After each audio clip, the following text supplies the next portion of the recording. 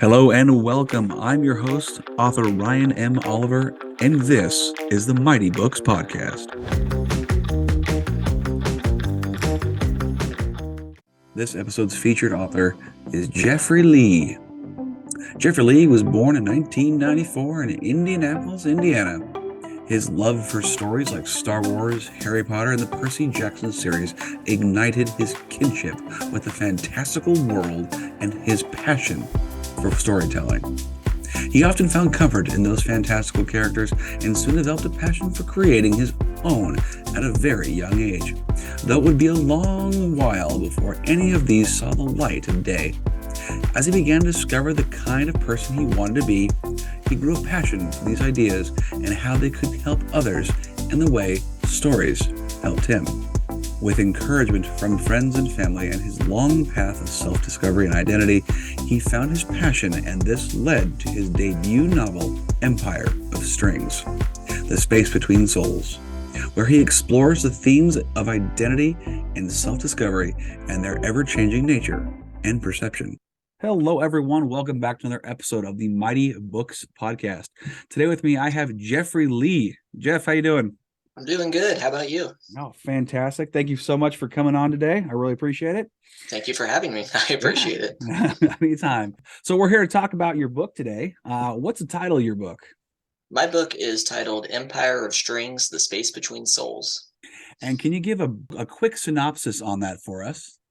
The book it's a young adult, new adult fantasy sci-fi book that features a character named Emmeline who has the ability to project illusions in front of her based on her own memories and other people's memories.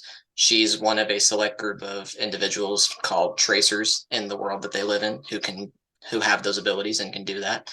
And the story revolves around the actions and consequences revolving around those abilities and people who would use those abilities for harm and how that's dealt with. So what was the inspiration to actually write a book? What inspired you to do that?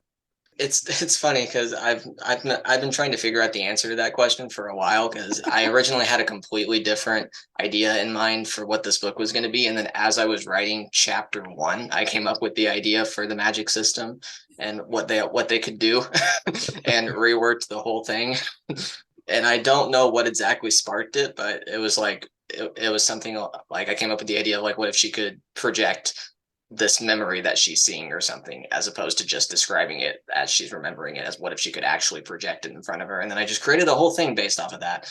And funny how that works. That's hilarious how that works. I did something similar with my series.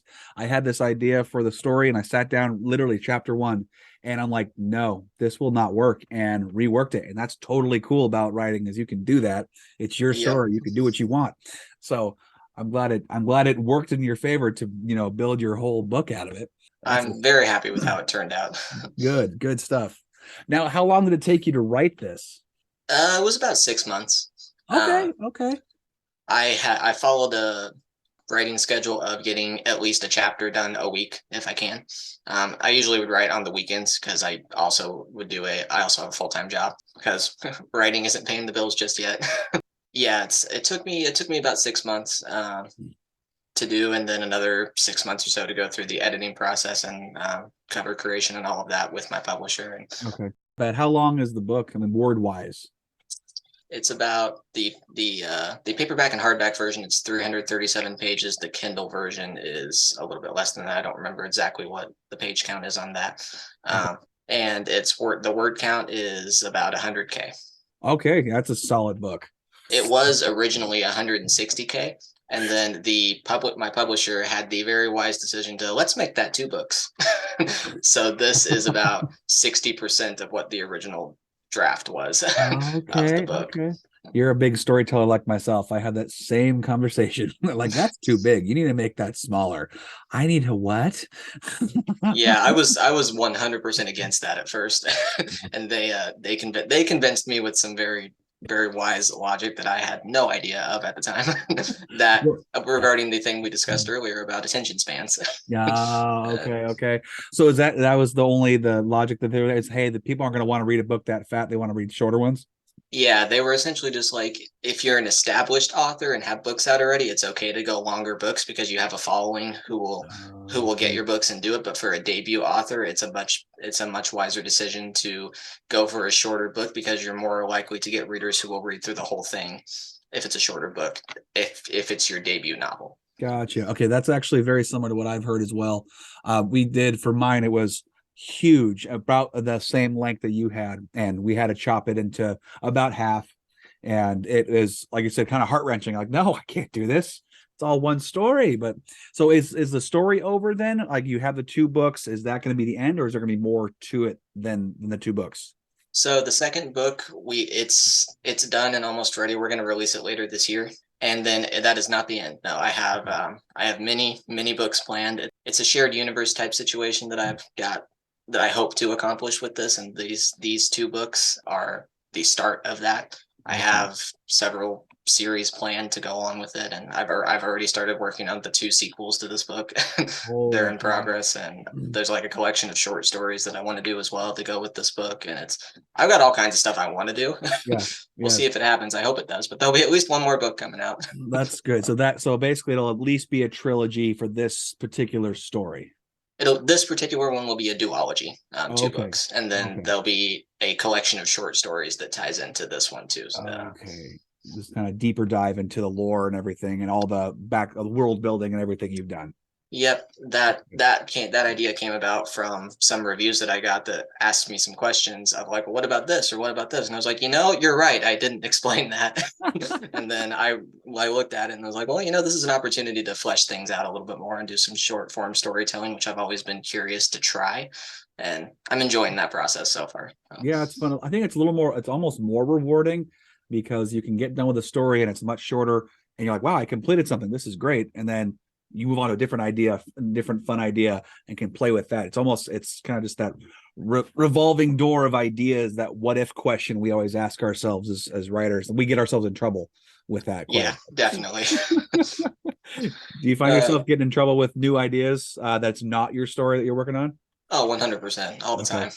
Yeah. It's all day every day. There's just ideas floating around in here, and some of them I'll just write them down on my phone or whatever, and I've got like a note in my phone for just random ideas, and Yep. a lot of them I'll work into like future story ideas that I already have going on for certain things, or I'll just write them down, save them for later if I need something, whatever. But I'm always trying to like refine the ideas that I have, and I'm always thinking about like what am I going to do for the sequel to this book? And then I'll have an idea that's completely unrelated, but then it happens to like, oh, I can actually work that into that. And then there's all kinds of, my brain is it's a cluster. It is a cluster. Yes, I always call it a beehive, and they just kind of end up running into each other a lot, and it's just one of those things that they're all drunk. Yeah. They're Yeah. all That drunk. describes it pretty well. Oh man, I have the same thing. I have a whole entire document just dedicated to new story ideas and refer back to it a lot, and it does help. It does help build the story and other cool aspects of it. So I'm glad to know I'm not the only one who's distracted by their own brains. So Sometimes it's a lot of fun to just pull up that document or those notes that you have or whatever and just look at it like, where did I even get that from? And will I ever actually use that? Sometimes it's just a lot of fun just to look at. it is, yeah. I reflect on that quite a bit and try to pull that into different stories I'm building. And it's fun. It's exhausting though. There's just so much Oh yeah. creativity that's floating around. You're like, how do I capture that? Sit down and do it. That's the hard part, at least for That, me that is lately. that Yeah, is sometimes the hard part. For me, the hardest part when I'm actually sitting down and writing is just like it's just getting started. Once I get started and the flow is going, like there's no stopping me. Like yeah. I'll go for hours and I won't even realize how long it's been and I'll be doing it. But I can sit there for an hour and a half not accomplishing anything trying to get started. Once I can get rolling, then it goes. Yep. I have the very similar issue with that. So again, I'm glad I'm not the only one. I really am. Now, how about, so you're talking about some feedback. Do you getting some good feedback from your stories? Yeah, I've gotten a few reviews. I mean, I'm a debut indie author. I haven't gotten a ton of reviews yet. I'm, Sure. I'm working on it, Yeah. but I've gotten some reviews, some positive, some negative, and that was to be expected. I was Yes, it prepared is. for it. Mm-hmm. um, because I mean, the book isn't perfect. There's some typos, there's some grammatical issues. It happens, and people have pointed that out to me, and I'm well aware. but then there's also been a lot of really positive, really nice reviews I've gotten. People have complimented the characters that I've created, the world that I've created, the magic system that I've created, and just seeing that impact people means a lot to me. Yeah. And I've been really, really grateful for those reviews that I've gotten in those regards. And there's been some middle ground reviews too, like really good constructive criticism, which I also Sure. really appreciate because I will definitely try to implement those suggestions as best I can. Yeah, Uh, and I love the fact. Again, this is one of the reasons I love writing so much, is because you can take even a book that's finished, you can go back on and go, oh man, there's an opportunity I could have taken with this guy or this story, or like you said, there's some typos. Like I have a great editor who found between him and I and his partner found all these typos and whatever, but you're still going to find a few more, and you can always produce a rev 2 and capture all those and maybe add a couple things if you want. That's the cool thing. You can always just polish that stone until it's, as perfect as it can be. yep, So, absolutely. and you have control over that as an indie author, which I love. So that freedom to build, grow, refine is just, in my opinion, I got more comfortable with that than giving someone else the leash, I would say, with where to walk the book, as I'll say it. It's definitely there was definitely a learning process with it being the Oh first yeah. book. I learned a lot from how the process went in this one that I'm definitely putting into the next book, and gonna make sure that one turns out a little bit more along the lines of what I want, as far as like the typos and editing, grammar issues, that type of stuff. I have a better idea of what to do this time. Yeah, the first time's the hardest. I mean, you're learning everything. It's a huge undertaking. There's Yeah. hundreds of things you have to know how to do or know who to talk to and make decisions. It's hard. So, did you have any like support system, like someone to guide you, or did you figure this all out on your own? I mean I am with a publisher. Okay. They are I we do a what they call a partnership publishing program, which is not quite indie but not quite traditional publishing either. It's very middle ground, Yep. where it's kind of like you could kind of call it like a 51-49 type of situation where I'm the 51. So Yeah. I still have the creative control, everything over it, all that stuff. And they help out with like cover creation, editing, that type of stuff. And so I did have a guidance system, and Good. they've been great. They've been fantastic to work with. Any question that I have, they'll answer, and if I have they'll make suggestions, but they won't tell me like, oh, you have to do it this way or you have to do it that way. They'll just say like, well, from our experience, this has worked for us, Mhm. but it doesn't have to be that way for you, and we might be able to do something this way. And it's been a very collaborative process in that regard, and I've been very grateful for them. They took a chance on me when they didn't have to, and I'll be forever grateful for that. Yeah, yeah, yeah. So they're open to communication and to be flexible, which is nice. Yes. Yeah, not too stringent, not too rigid, which is a good thing, especially when you're new and learning and you want to be a part of it because it's your baby. You created it, you started the thing. Now, when you go through your writing process, let's say you're towards the end of your manuscript, you finish your first draft, you kind of take that break. Do you use alpha or beta readers? That was actually a lesson that I learned the hard way for the Oh first yeah. book. Is I did not have alpha or beta readers, and I realized very much after the fact that I probably really should have. And I'm definitely planning to do that for the second book coming out later this year Good as stuff. soon as I can. So no, I did not have any alpha or betas for the first, and yeah, that's a lesson learned. It is, yeah. I mean, I've heard many authors say that the worst book is always your first, and then after you go back and it's just uphill from there. It's just you figure it out, you refine yourself, you better your craft, and as long as you're working towards it, it'll get better. And then once you're there, you can go back to your first. Go, we're gonna fix a few things and make this a little better to match what your skill is now. So it's The best part about that is that like for being a writer, even when you're not physically working on it, you're still kind of working on it, like in the back of your head, whatever. oh You're yeah. constantly thinking about it, which sometimes is a detriment, but also it's beneficial a lot of the times too, because you can be doing something else while still being quote unquote productive Yes. Yeah. with the book. And yeah, if you're in the middle of a different job or whatever and you have ideas, you can jot it down like I'll deal with this later, and then I have similar experiences. Not so much anymore because my job is one of the other jobs that I had that were very I'm going to go with the word mindless. I was just doing a job, the same thing over and over again, and my mind could wander.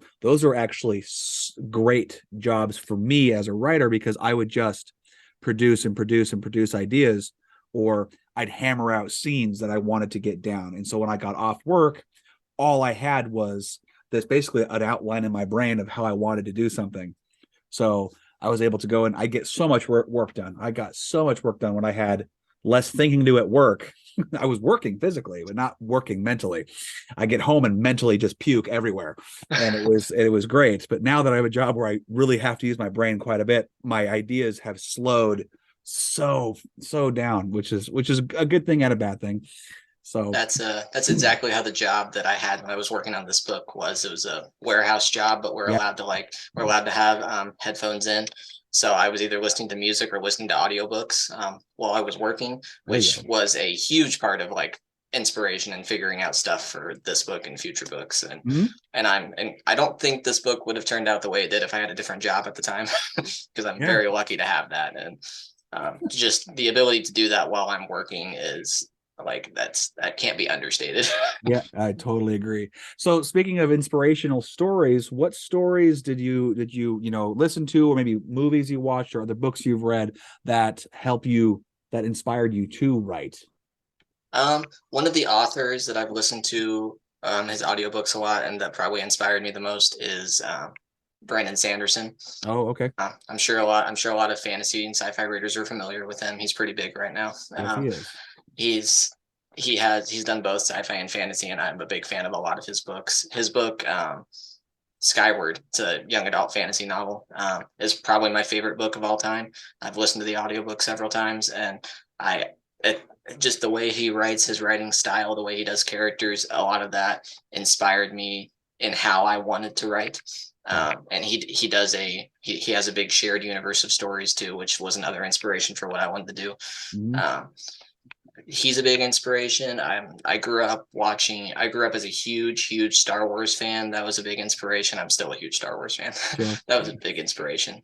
My parents are just as nerdy as I am with everything. So I grew up in an environment where that type of storytelling was present at a lot of the time. And so I think that played a huge hand in developing the creativity and the type of storytelling that I wanted to do. Yeah, very epic and broad, which is really fun. It can be very frustrating though. You're like, why does my brain do this? I'm killing myself or creating more and more stuff for this universe. I need to stop and just get something done. I think the worst part for me or the hardest part for me is probably going to be an upcoming book that I'm going to do that's kind of bridging the gap between two different series within this shared universe thing, where I've got to make sure all the continuity is on point. And I'm so worried about it when I get to it. I have a huge document just dedicated to like, here's the continuity of like what's going on here. And I've got to make sure I keep it all straight when I write that. It's hard. Continuity is a pain. I mean, it can be as simple as, he has blue eyes in this scene and he had green eyes in this scene. We gotta switch that. It can be simple stuff, but it can be like, no, he did this thing here that it directly affects this, but it's not matching. Oh no, I have to completely rewrite a whole chapter or worse. So this is where your alpha and beta readers will definitely come in. So that'll save you a lot of pain in the long run. So the rewriting and redoing.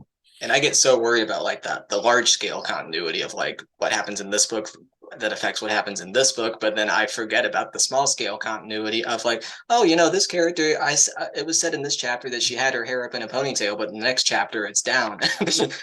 And like, why is that? But I always forget about stuff like that. But you know what? That stuff's not too. I don't think that worries me too much, because it could be as simple as she just took it down and you didn't say it, and it's like, that was a line. So the bigger stuff, I'm with you. The bigger stuff to me is well, huge, is big. The little stuff, you can catch that with editing, and that's minor stuff. You can fix that with either a paragraph or a half a sentence, or you can just ignore it because people might not care either. So you know. It definitely is more on the minor side of things, but I still beat myself up for not realizing it We are after the fact. we are so good, authors are so good at beating ourselves up for little things. That's our real superpower. Like it's Oh God, just have a big old cape, this, super self-deprecating, yeah. defecating, whatever you want to call it, man or woman or whatever.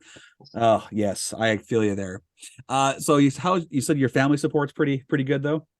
Oh yeah, my mom and dad have been incredibly supportive throughout this entire process, and That's good. I'm incredibly grateful for everything that they've done and continue to do. Yeah. I mean, I go see them all the time, and every time they're asking me any updates on the book, what's happening next, all this stuff, and and it's I'll never get tired of it because I know I'm very lucky to have a good support system like that. Mm. I've got a few really good friends that have been incredibly supportive in the process too, and I'm very very lucky in that regard to have a good support system. Yes, excellent. And then when did the book come out? It came out November 4th of last year, So 2022. very, very, very, very recent. Very, very Yep. recent. It's just Barely about 6 months. 5 months old, I believe. That's awesome. That's good stuff. Yeah, it's always exciting those first few months, just getting out there and seeing how to be breaking out. It's kind of a hard thing telling people like, oh, I'm an author now. This is kind of weird. Yeah. Yes, I've written something. Yes, it's out there in the world. I have like my boss at work keeps telling me like, I keep going to Barnes and Noble and seeing if your book is there. Like it's not there yet, but I appreciate it. Yep. It's Yeah, I've had that before too. And they'd come up to me, hey, I didn't know you wrote some stuff. I'm like, uh-huh. Yes, I did. I try to separate, I call it church from state, home from professional. yeah. And I mean, yes, it's still professional, but it's not the job that pays very well. Authorship is great, but I'm not selling a whole lot of books. But job I do have obviously does well enough. So I try to keep that apart. And they're like, I don't know you did that. Why are you still here? Obviously because I'm not obvious because I'm not, it's not selling, it's not like Harry Potter grand, what I'm talking about. Yeah. I mean Yeah. that's the dream, but it doesn't just happen. Um, No. I've sold like 120 copies on Amazon, I think, over the course of the past few months, something like that, which seems like a small number, but I'm incredibly grateful for every single one of those. I mean, Oh yeah. it's crazy. Like these past 2 months, I barely sold anything. Most of those sales were from the first couple months, well, Yep. which kind of gets you down sometimes when you think about it. But on the one hand, it's a part of that's on me for just not getting the word out there as much as I could have, and but then also it's not just on me either. Like there's so many factors involved with that's So many factors. And you know what, us authors too, we're more on the, I'm going to say, introverted side, and to be a marketer you need to be more or less on the extroverted side, oh or yeah. it's a separate set of skills too. You said, how many years do you spend sitting down working on a story, you being able to write well, edit well, have decent grammar enough to at least string sentences together, and then you got the book published, which is another set of skills, and now you have to market the thing. You have to learn a whole new career base, whole new set of, like I said, a whole new set of skills just to market the damn thing. Marketing has been the biggest struggle of my life when it comes to this stuff. Like it's Yes. so hard for me to just get the word out there, and I'm so bad at selling myself and what I do, and they're always asking me all the time like, why should somebody buy your book? I'm just like, please. Because I spent so much time doing it, and it would make me feel very happy if you wrote it or read it. That'd Yeah, be great. exactly. I'm so bad at, I'm good at promoting other people. Like, have you seen this guy's book? It's pretty cool. Have you check this guy's story out? It's pretty awesome. Well, what about yours? Don't worry about mine. It's still there. Come here. I'm so much better, happier with promoting other people, and I should really be better at it as well. So the struggle is real. I'm right there with you. The Yeah, exact same. the struggle is real. So, through your publication process, what was the most fun aspect of publishing your book? Probably the process we went through of creating the cover for the Mm, first book. That was really, really fun. Because it was just exciting. It was yeah. like when we decided we were going to have my main character Emmeline on the cover. I had to get really deep into like describing her so they could create her for the cover. Which, not that I didn't have an idea of what she looked like, of course I did, but it's that was a really that was a fun process of like telling them the information they needed to know to bring her to life, and then seeing them bring her to life in both in sketches and in cover, and then what turned out to be the actual cover was a lot of fun, and I'm so happy with how that cover turned out. Just seeing her brought to life on that is incredible, and just that whole process was a lot of fun. I had no expectations of how that process was going to work, so I'm just sitting here constantly checking my email. When did they send it to me? Did they send it to me? Because I want to see it. Yes, I But want to check this thing out. It's a visual representation of what you've been doing the entire time. So it's so fun. Now, have you ever thought about I know you just got your book out, doing any kind of like certain artwork, or like having artists do some artwork specifically for your books? I think about that all the time because I would absolutely love to do that. Yeah, I'm not artistically talented enough to do that myself, neither. but like I can do some sketches here and there, but that's few and far between if they turn out anything worth showing to anybody. But I have a good friend who is an artist who has done a little bit of artwork for my book, just some sketches. They're just in her spare time because she's also recording the audiobook of my book. So Ooh. she's kind of gotten into it a little bit and did a little bit of artwork for it. I've been very grateful for her and her involvement in this process. She's been fantastic. Well, that's great. And she's done some artwork, and I've looked into getting some to like how much it would cost me to like hire some artists online or whatever to do it. But even that, I'm afraid of like scammers and and all of that kind of stuff, and to try to figure out like how do I verify this person's real. But Just a suggestion there is I would try not to go online per se. Try to go, if you know people, do it that way. Do the person chain, because if you have, I know artists who do graphic novels and who do that marketing artwork stuff, who just love that stuff, and I can get you guys connected, and we can hopefully make that happen for you. At least establish an acquaintance. That way you guys can maybe start something up. Would be kind of cool. oh yeah, I mean, I'd be grateful for that. That'd be Cool. amazing.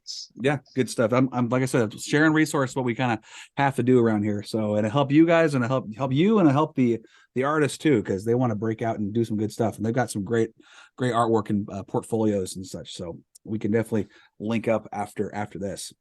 I would be I'd be over the moon to see people creating art of my characters and my stories in the world and all of that. Like if I were ever at some point way down the road in the future to go on Google and type in like my story or whatever story is current at the time or whatever, and see fan art come up of it, that'd be like my life would be complete at that point. Like that's all I really need. I am successful. I may die now happily. If there's fan art, then I've made it. Yeah. That's your measuring stick of success. People's fan art, I'm good. We got this. This is great. Yep. I love that so much. So what advice would you have as a newly published author? What would your advice be for anyone who is looking to become an author? What any good fun special advice you tell them? It might sound a little cliche and a little bit like I'm sure people have heard this before, but don't give up. Like just keep trying. Keep putting your stuff out there. Somebody will notice. You'll get somebody's attention. Your story is right for somebody's eyes, and somebody will find you at some point. Mm-hmm. It may take a lot longer than you really want it to, but just don't stop. Don't give up on what you're passionate about. If it's really what you want to do, just keep putting it out there.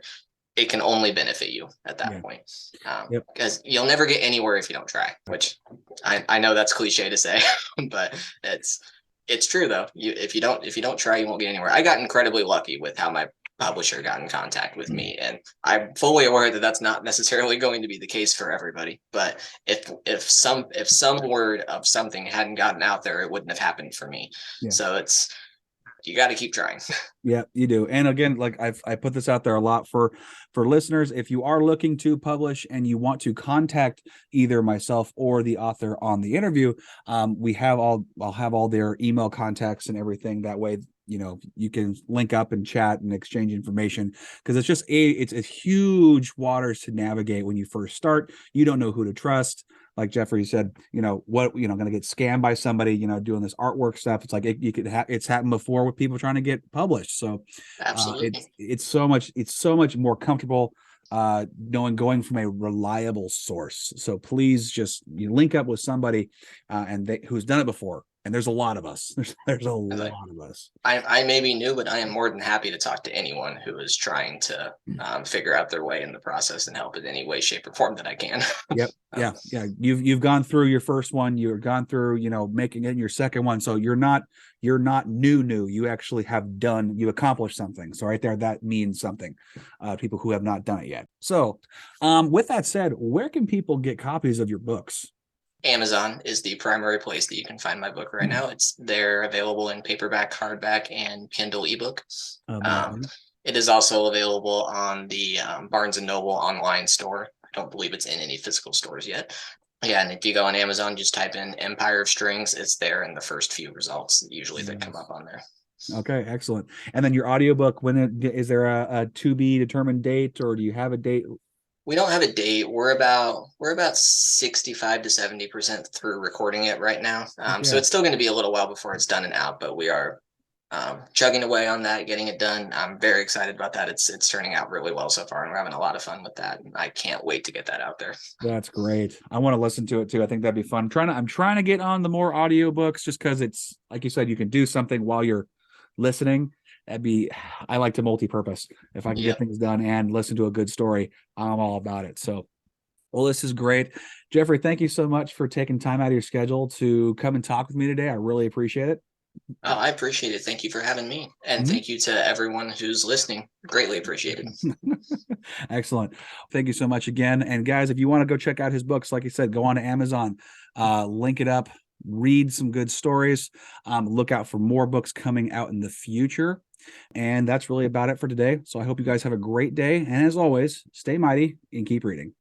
Are you an author? Do you know someone who is? If so, then message me, Ryan Oliver, at ryanmoliver.com to set up a free appointment to discuss being showcased on the Mighty Books podcast. If you enjoyed this episode, make sure to subscribe to the Mighty Books YouTube channel and share the link to this and more episodes with your friends and family.